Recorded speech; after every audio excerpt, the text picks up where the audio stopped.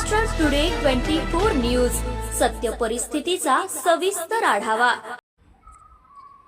ग्रामविकास अधिकाऱ्यांची दिशाभूल करून घेतला धनादेश, जिल्हा परिषद मुख्याधिकाऱ्यांकडे तक्रार।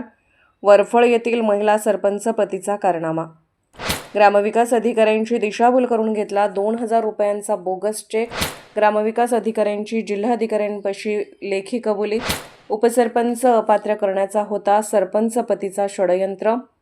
जिल्हाधिकाऱ्यांचे आदेशाने जिल्ह्यात खळबळ।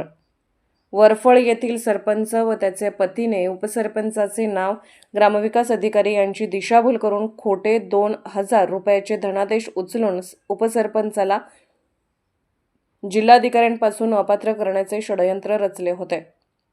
उपसरपंच विष्णू पांडुरंग रंगले यांनी मुख्य कार्यकारी अधिकारी जिल्हा परिषद जालना यांना शपथपत्राद्वारे मी कोणतेही पैसे उचलले नाही अशी तक्रार दिल्यानंतर गटविकास अधिकारी परंतु याची चौकशी अहवालानुसार ग्रामविकास अधिकारी शेवाळे यांनी जिल्हाधिकारी यांना दिलेल्या लेखी जबाबामध्ये म्हटले आहे की सरपंच व यांचे पतीने माझी दिशाभूल करून सदरील धनादेशावर सह्या घेतलेल्या आहेत। यावरून जिल्हाधिकारी यांनी वादी यांचे अर्ज नामंजूर करून उपसरपंचाला दिलासा दिला आहे। जिल्हाधिकारी यांच्या निर्णयावरून व ग्रामविकास अधिकारी यांचे लेखी जबाब यावरून सरपंच व त्यांच्या पतीवर गुन्हा दाखल करण्याकरिता जिल्हा परिषद जालना येथे तक्रार दाखल करण्यात आलेली आहे। महाराष्ट्र टुडे मराठीसाठी ब्युरो रिपोर्ट, परतूर, जालना।